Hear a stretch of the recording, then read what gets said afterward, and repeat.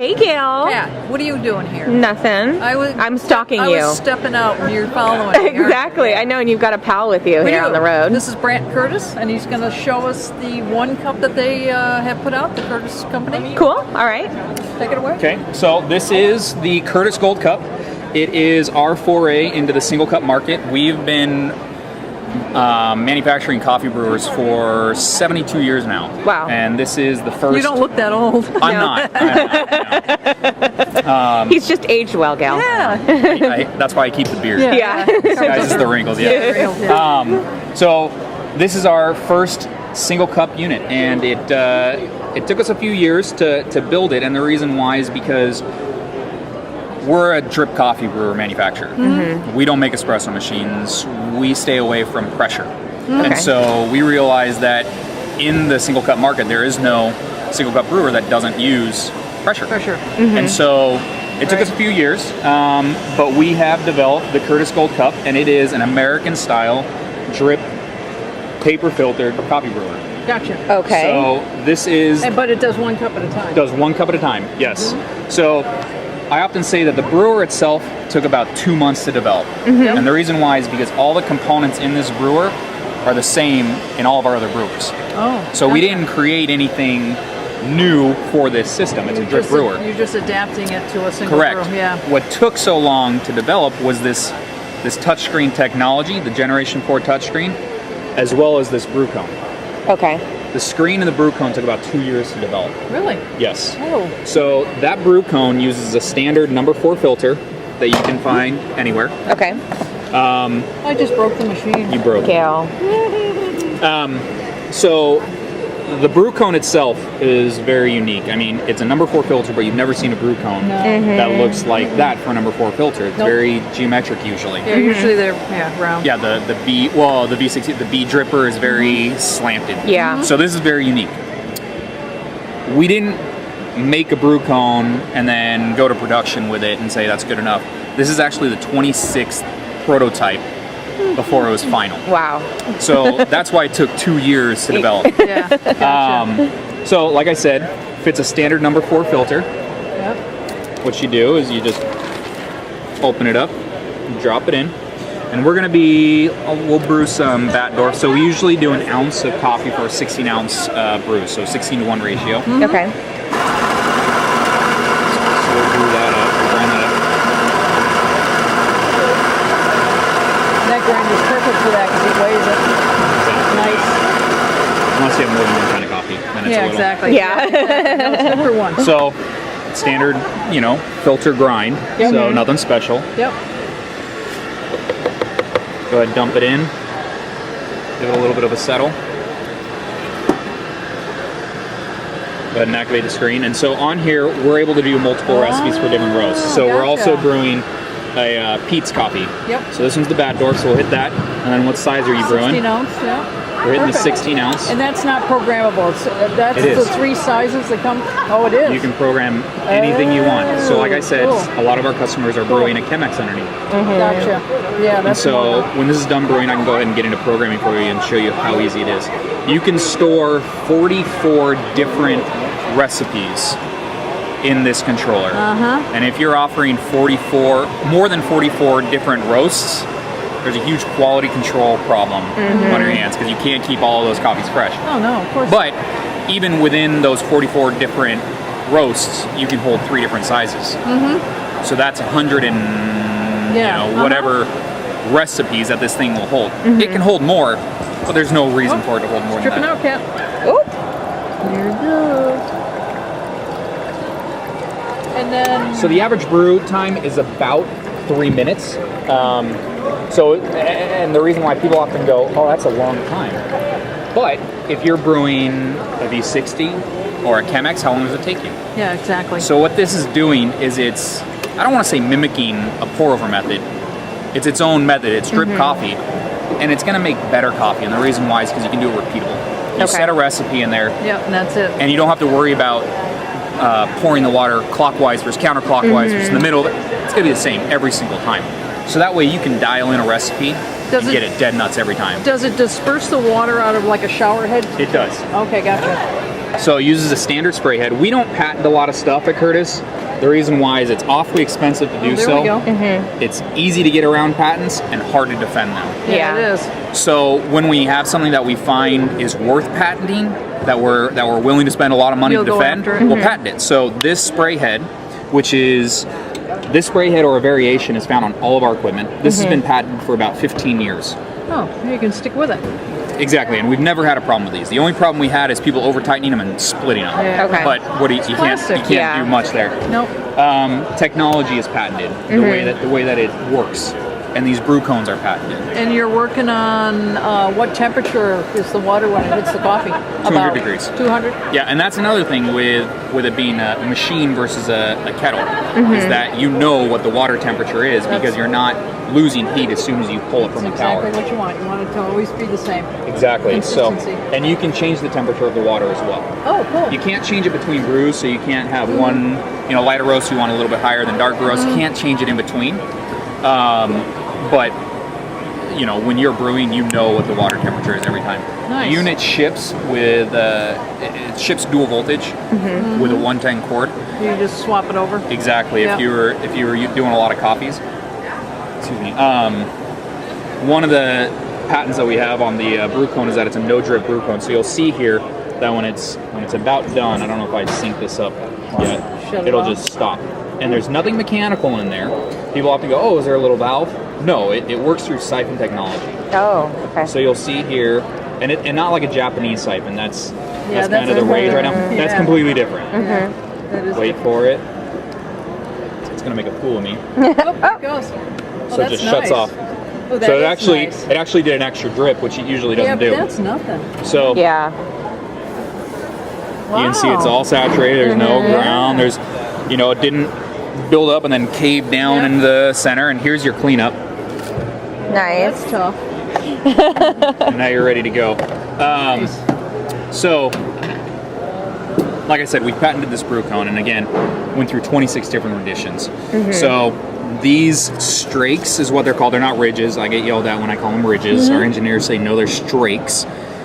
These have a very important purpose. So every single one of them was designed specifically for this brew cone. Yeah, it's a little bit different as it goes around.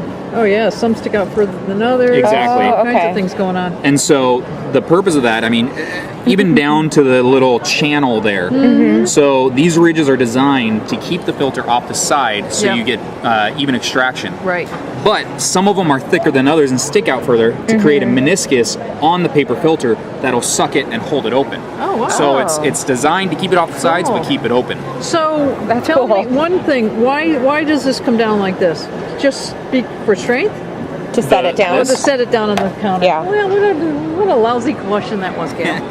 I don't know, Gail. Somebody was going to ask it, so it should have been you. Okay. Exactly. Yeah. So, and then there's that little cap in there, and that's the siphon cap. Oh, okay. And so So- it just kind of seals down. And that does two things. There's nothing mechanical. There's nothing moving in there. It works like an ancient siphon. It's ancient technology. We just stole it. So like you were siphoning gas from a buddy's Yep. car. Yep. That's all that is. So the That's liquid level has cool. to reach a certain point in the brew Yep. cone before it'll evacuate the brew cone. I like that. So it does two things. One is it allows for better pre-infusion. Better pre-infusion meaning that the liquid level has to reach a certain point in here before it'll evacuate the brew cone. So that means that the grounds have a chance to sit in the liquid and really completely rehydrate. Yes, saturate the whole thing. Exactly. So Yeah, you it's called actually get pre-infusion. pre-infusion. Go figure. And then once the liquid, like when you start the brew process and the liquid level reaches a certain point, that's when you see the evacuation of the coffee from the brew cone. Okay. The second feature of that is, as you saw, the no drip. Shuts on. Exactly. So it's done. You know when it's done, and you can sync up the drip out time with that. So if you're in a cafe, you know exactly how much longer you've got in that brew process before it stops dripping. There's only one thing left.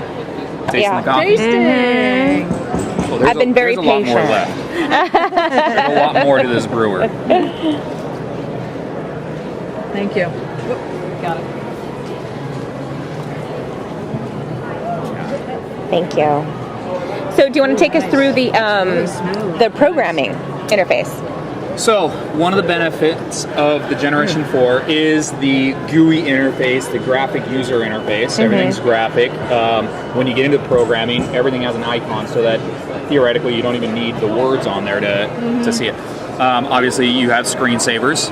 We're using the most out of our technology. Hey, Don. How are you? So you activate the screen, you get into programming, you hit the Curtis logo, and you enter your password. Woo! Don't tell anyone it's 1, 2, 3, 4. I won't. I'll edit that out. Don't worry. Okay. So there are your settings. Oh, nice. So like I said, coming out of the parts, the model select.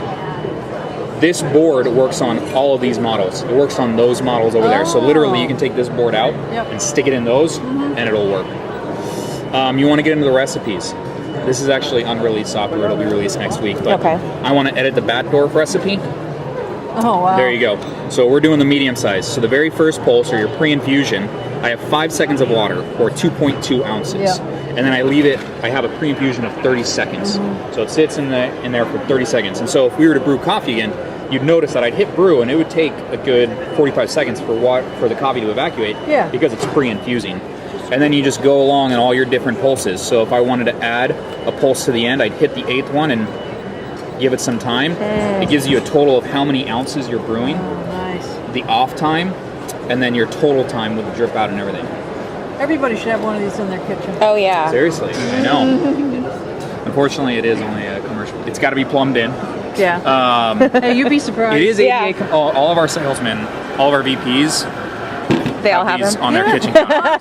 My dad has one on his countertop. Yeah. I'm telling you. I don't. People will. People will want it at home. That's part of your bonus plan, right? Exactly. I sell a certain amount, and there you go. Exactly. But so you've got a bunch of different settings. You've got the temperature settings. You want to change the tank temperature? There you go. We just changed it to 202. Okay. Nice. Can you differentiate between the two? Two heads? Yeah. No.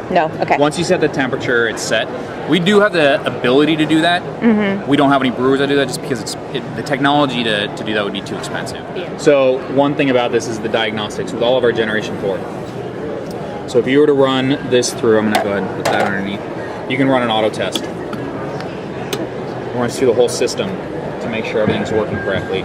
Now this model doesn't have a brew cone lock, a bypass valve, or a warmer, so it says those aren't even here. Yeah. But everything else is checking out okay. Nice, yeah. It does that every single time it brews too. Whenever it brews, it runs that test to make sure that everything is working correctly. Nice.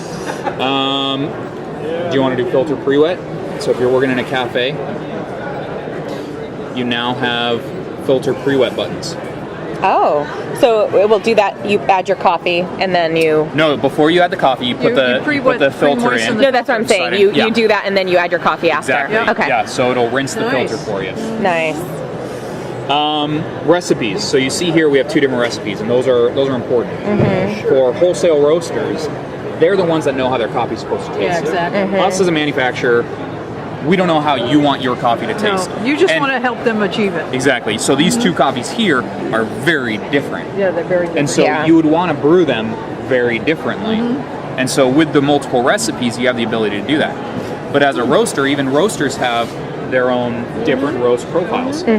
So what you would do is you would set the recipe back at your shop, and then you would stick a USB right into this drive here. Oh, nice. What that's going to do is it's going to pull up a screen and it's going to say, are you wanting to put the recipes and the screensaver to the USB, or do you want to take the recipes from the USB to the screensaver? And actually, I don't have my USB on me. It would be good to show you. And so you have the ability to, through USB, to send recipes. You can then take that file and email it. Nice. And all you have to do is take the thumb drive and stick it in the side. Yep. It's a proprietary file. You can't screw it up. You can't mix it up with another file. This brewer only looks for that type of file. Cool. Every single unit that has the Generation 4, so whether the single cup or our larger brewers, has a USB on the side. It's not a upcharge. It's just a standard offer. So we're gonna get one of those bad boys over there in our shop. Yeah, those Big guys. Cool. All right. So really designed around gourmet brewing, both in like a roasters, for sure. but also in restaurants. And exactly. We designed this for two main reasons. One is for excellent coffee. This machine will make better coffee than any other machine, and I guarantee it. Because it's making an American-style cup of drip filtered coffee. It's not using pressure. Americans like their coffee a certain way. They don't like the European style. And so this makes an American style cup of coffee. So that was the main reason, is to make the best single cup of coffee in the world. The second is to save. The second is to save wholesalers money. So you own a slow, even a slow to moderately busy cafe, and you're a quality cafe. You're focused on quality. If you just use this to brew decaf coffee, it'll pay for itself in about a month. Because you're not wasting. Pots after pots. Exactly. You can only do one side at a time. Nope. Both? You do two sides. All right. So that is the 1 cup brewer from Curtis. And samples, delicious. Yes. It was very Delicious? good. Yeah, very good. All right. Very impressed. And I don't drink it black. I can drink this black. Yeah, Good. she's the queen of half and half. I'm the queen of half and half. I know. I think it's a great machine. I love it. I Awesome. think in a restaurant, a high-end restaurant, hands down. Bar, Yeah. cafe. Oh, yeah. You know, sometimes For you cafe see- owners that are tired of paying people to pour hot water. Yeah, exactly. And you see espresso makers sometimes in cafes, and nobody knows how to use them, really. Yeah. Not cafes, bars. Bars, Yeah. They don't know how to use them. This is Exactly. much better. Cool. Yeah. All right. So that's the Well, 1 thank you. cup brewer from Curtis. Thank you very much. Thank you very Welcome. much. Good to meet you.